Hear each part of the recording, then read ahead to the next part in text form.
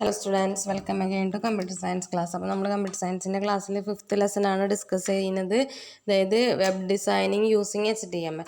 ഇതിന് തന്നെ അഞ്ചാമത്തെ ഒരു ക്ലാസ് വീഡിയോ ആണിത്. നമ്മൾ ഓൾറെഡി 4 വീഡിയോസ് ഡിസ്കസ് ചെയ്തു.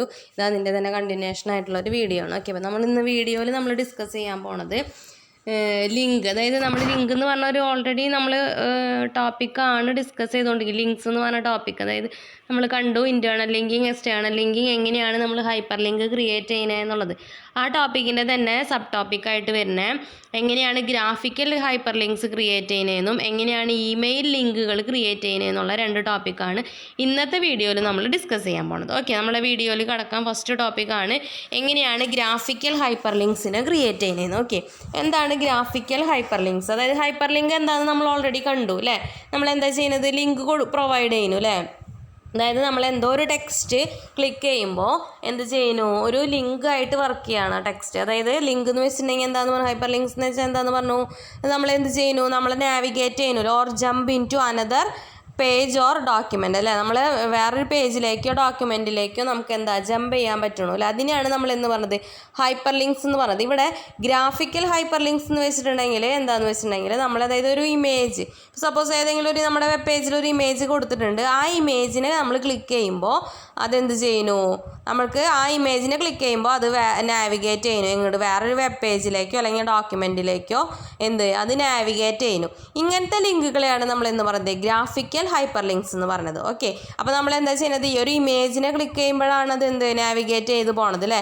അപ്പോൾ നമ്മൾ എന്ത് വേണം, നമുക്ക് ആദ്യം ഒരു ഇമേജിനെ നമ്മളെ എന്തിൻ്റെ ഉള്ളിൽ നമ്മളുടെ വെബ് പേജിൽ ഇൻക്ലൂഡ് ചെയ്യിപ്പിക്കണം. ഓക്കെ, അപ്പോൾ നമുക്കറിയാം, നമ്മൾ ഓൾറെഡി പഠിച്ചിട്ടുണ്ട് IMG എന്ന് പറഞ്ഞ ടാഗ് എന്തിനു വേണ്ടിയിട്ടായിരുന്നു, ഇമേജിനെ ഇൻക്ലൂഡ് ചെയ്യിപ്പിക്കാൻ വേണ്ടിയിട്ടില്ലേ. അതായത് നമ്മളുടെ വെബ് പേജിൽ ഇമേജിനെ ഇൻക്ലൂഡ് ചെയ്യാൻ വേണ്ടിയിട്ട് നമ്മൾ യൂസ് ചെയ്യുന്ന ടാഗ് ആയിരുന്നു IMG എന്ന് പറഞ്ഞ ടാഗ്. ഓക്കെ, അപ്പോൾ നമുക്കിവിടെ ഗ്രാഫിക്കൽ ഹൈപ്പർ ലിങ്കിനെയാണ് ക്രിയേറ്റ് ചെയ്യേണ്ടത് അല്ലേ. അപ്പോൾ ഹൈപ്പർ ലിങ്ക് ക്രിയേറ്റ് ചെയ്യാൻ വേണ്ടി നമ്മൾ ഏത് ടാഗാണ് യൂസ് ചെയ്തിരുന്നത്, എന്ന് പറഞ്ഞ ടാഗ്, ആങ്കർ ടാഗ് ആയിരുന്നു യൂസ് ചെയ്തിരുന്നത്. അതിൻ്റെ തന്നെ ആട്രിബ്യൂട്ടായ href എന്ന് വെച്ച് ആട്രിബ്യൂട്ട്, അതായത് ഹൈപ്പർ റെഫറൻസ് എന്ന് പറഞ്ഞ ആട്രിബ്യൂട്ട് href എന്ന് പറഞ്ഞ ആട്രിബ്യൂട്ട് യൂസ് ചെയ്തിട്ടാണ് നമ്മൾ റെഫറൻസ് കൊടുത്തിരുന്നത് അല്ലേ. അതായത് നമ്മൾ ആ ലിങ്കിനെ ക്ലിക്ക് ചെയ്യുമ്പോൾ അത് എങ്ങോട്ടേക്കാണോ നാവിഗേറ്റ് ചെയ്യേണ്ടതെന്നുള്ളത് നമ്മൾ hrefൻ്റെ ഉള്ളിലാണ് കൊടുക്കുക അല്ലേ. href എന്ന് പറഞ്ഞ ആട്രിബ്യൂട്ടിലാണ് നമ്മൾ പ്രൊവൈഡ് ചെയ്തിരുന്നത്. അപ്പോൾ ആങ്കർ ടാഗിൻ്റെ ഉള്ളിൽ, അതായത് ഗ്രാഫിക്കൽ ഹൈപ്പർ ലിങ്ക് ക്രിയേറ്റ് ചെയ്യാൻ വേണ്ടിയിട്ട് നമ്മൾ ആങ്കർ ടാഗിൻ്റെ ഇൻസൈഡിൽ എന്ത് ചെയ്യുന്നു,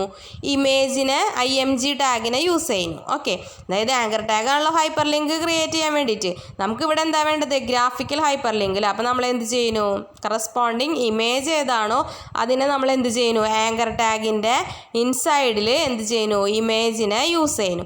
ഇങ്ങനെയാണ് നമുക്ക് ഗ്രാഫിക്കൽ ഹൈപ്പർ ലിങ്ക്സ് പ്രൊവൈഡ് ചെയ്യാൻ പറ്റുക. ഓക്കെ, ഇവിടെ എക്സാമ്പിളായിട്ട് ഞാൻ കൊടുത്തിട്ടുണ്ട് ജസ്റ്റ് ഒരു കോഡ്, ആങ്കർ ടാഗ് അല്ലേ. ആങ്കർ ടാഗിൻ്റെ ഉള്ളിൽ href എന്ന് കൊടുത്തു, അതായത് ഹൈപ്പർ റെഫറൻസ്, നമുക്ക് എങ്ങോട്ടേക്കാണ് റെഫറൻസ് ചെയ്യേണ്ടതെന്ന് അതെന്താണെന്ന് കൊടുത്തു, HTTP അല്ലേ, www.wikipedia, അതായത് വിക്കിപീഡിയയിലേക്കാണ് നമുക്ക് നമ്മളുടെ ലിങ്ക് ക്ലിക്ക് ചെയ്യുമ്പോൾ നമുക്ക് വിക്കിപീഡിയയുടെ പേജിലേക്കാണ് പോകേണ്ടത്. ഓക്കെ, ദെൻ അതിന് ശേഷം നമ്മൾ ഗ്രാഫിക്കൽ ഹൈപ്പർ ലിങ്ക് ആണ് ക്രിയേറ്റ് ചെയ്യാൻ പോണത് അല്ലേ. അപ്പോൾ നമ്മൾക്ക് വേണം, ഒരു ഇമേജ് വേണം, അതായത് കറസ്പോണ്ടിങ് ഒരു ഇമേജിനെ ക്ലിക്ക് ചെയ്യുമ്പോഴാണ് വിക്കിപീഡിയയുടെ പേജിലേക്ക് പോകേണ്ടത്. അപ്പോൾ നമ്മൾ പറഞ്ഞു, ആങ്കർ ടാഗിൻ്റെ ഇൻസൈഡിൽ കൊടുക്കാൻ പറഞ്ഞു, ഇമേജ് ടാഗിനെ കൊടുക്കാൻ പറഞ്ഞു അല്ലേ. IMG എന്ന് പറഞ്ഞ ടാഗിനെ യൂസ് ചെയ്തു.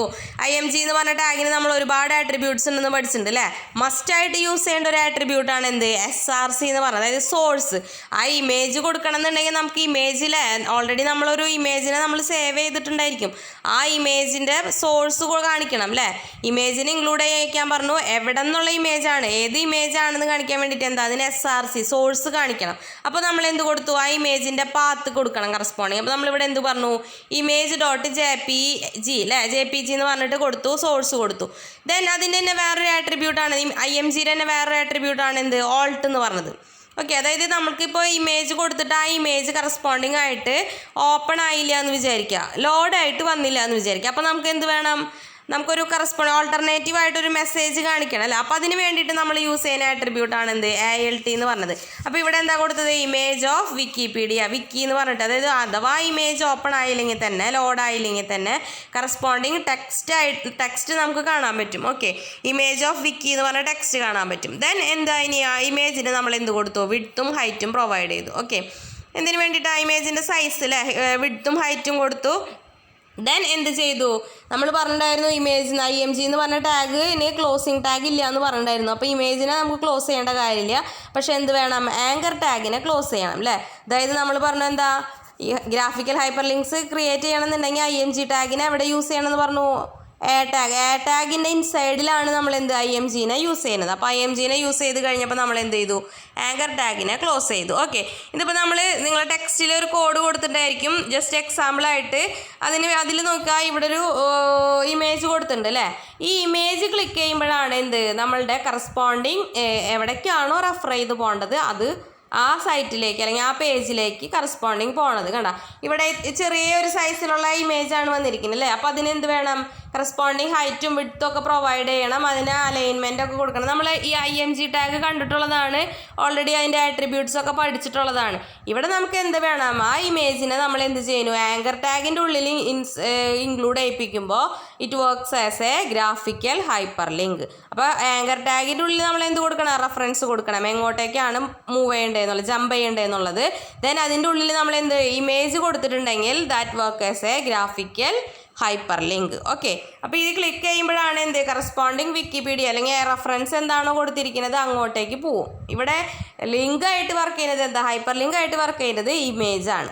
ഓക്കെ, ഇതാണ് എന്ത്, graphical hyperlink. Okay, then നമ്മളുടെ രണ്ടാമത്തെ ടോപ്പിക്കാണ് ക്രിയേറ്റിംഗ് ഇമെയിൽ ലിങ്കിങ്. എങ്ങനെയാണ് നമ്മളുടെ ഇമെയിലിനായിട്ട് ലിങ്ക് ചെയ്യാന്ന്. ഓക്കെ, നമ്മൾ ചില വെബ് സൈറ്റുകളൊക്കെ എടുത്തിട്ടുണ്ടെങ്കിൽ നമ്മൾ ചില ഓർഗനൈസേഷൻ്റെ സൈറ്റ് അല്ലെങ്കിൽ ബാങ്കിൻ്റെ സൈറ്റ് അല്ലെങ്കിൽ ഇപ്പോൾ നമ്മൾ ആമസോൺ, ഫ്ലിപ്കാർട്ട് അവരുടെയൊക്കെ സൈറ്റ് എടുത്തിട്ടുണ്ടെങ്കിൽ കോൺടാക്റ്റ് എന്ന് പറഞ്ഞിട്ടൊരു ഓപ്ഷൻ കാണാം നമുക്ക് അല്ലേ. അതായത് നമുക്ക് എന്തെങ്കിലും കംപ്ലയിൻറ്റോ അല്ലെങ്കിൽ എന്തെങ്കിലും സജഷൻസോ എന്തെങ്കിലുമൊക്കെ ഉണ്ടെന്നുണ്ടെങ്കിൽ നമുക്ക് അവരെ കോൺടാക്റ്റ് ചെയ്യാനുള്ള ഓപ്ഷൻ. അപ്പോൾ പലരും നമ്പറായിരിക്കും, കോൺടാക്റ്റ് നമ്പർ കൊടുത്തിട്ടുണ്ടായിരിക്കും, അല്ലാന്നുണ്ടെങ്കിൽ നമുക്ക് എന്താ ഡയറക്റ്റ് അവർക്ക് മെയിൽ ചെയ്യാം അല്ലേ. അപ്പോൾ അവർ മെയിൽ എന്ന് പറഞ്ഞിട്ടുള്ളൊരു ഓപ്ഷൻ ഉണ്ട്.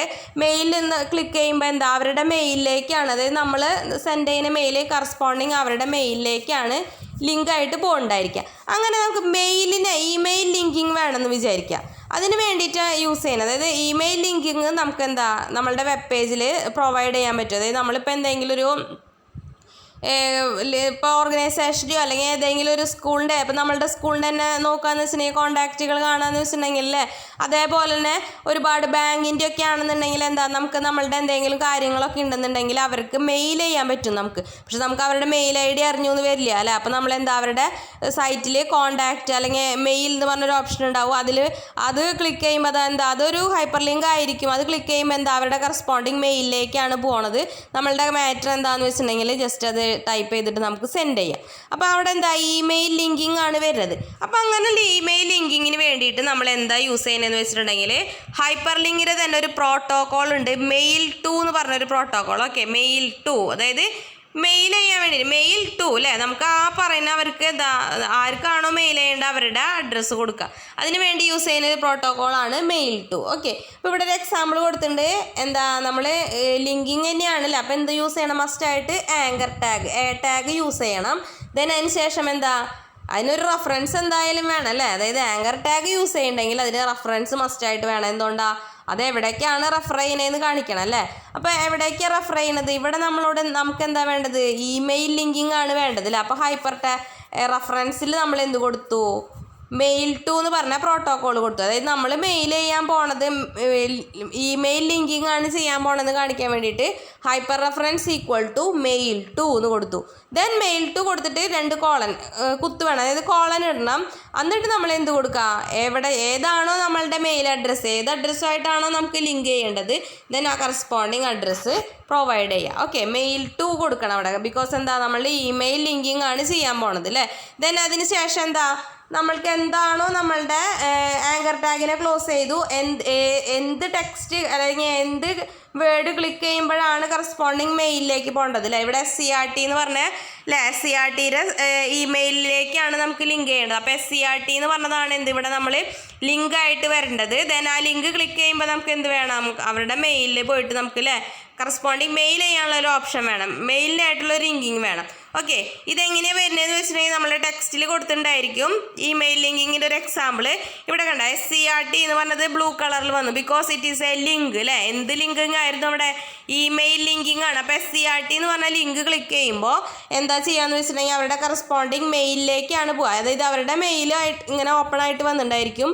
അവരുടെ ഇമെയിൽ അഡ്രസ്സും കാര്യങ്ങളൊക്കെ ആയിട്ട് നമ്മൾ എന്താണോ മാറ്ററിന് അടുത്ത് ടൈപ്പ് ചെയ്തിട്ട് ജസ്റ്റ് സെൻഡ് ഓപ്ഷൻ കൊടുത്തിട്ടുണ്ടെങ്കിൽ അവരുടെ മെയിലിലേക്ക് അത് മെയിൽ സെൻഡ് ആയി പോയിക്കോളും. ഓക്കെ, ഇത് നമ്മൾ ലാബിൽ ചെയ്ത് നോക്കും. അപ്പോൾ നമുക്ക് കുറച്ചുകൂടെ ക്ലിയർ ആവും. നിങ്ങളുടെ ഇമെയിൽ അഡ്രസ്സ് കൊടുത്തിട്ട് ചെയ്ത് നോക്കുമ്പോൾ നിങ്ങൾക്ക് കുറച്ചുകൂടെ ക്ലിയർ ആവും. ഓക്കെ, അപ്പോൾ അതിന് വേണ്ടി യൂസ് ചെയ്യുന്ന ആട്രിബ്യൂട്ട് ഏതാണ്, അല്ലെങ്കിൽ അതിന് വേണ്ടി യൂസ് ചെയ്യുന്ന ടാഗ് ഏതാന്നുള്ള കാര്യങ്ങളൊക്കെ നമ്മൾ അറിഞ്ഞിരിക്കണം. ഇത്രയും കാര്യങ്ങൾ, അതായത് മെയിൽ ടു ഇമെയിൽ ലിങ്കിങ്ങിന് വേണ്ടിയിട്ട് നമ്മൾ മെയിൽ ടു എന്ന് പറഞ്ഞ ഹൈപ്പർ ലിങ്കിൻ്റെ ഒരു പ്രോട്ടോക്കോളാണ് യൂസ് ചെയ്യുന്നത്. ഓക്കെ, ദെൻ അപ്പോൾ നമ്മൾ ഇന്ന് രണ്ട് ടോപ്പിക്കിലെ ലിങ്കിങ്ങിൻ്റെ തന്നെ 2 സബ് ടോപ്പിക്കായിട്ട് വരുന്ന കാര്യങ്ങളാണ് ഡിസ്കസ് ചെയ്തത്.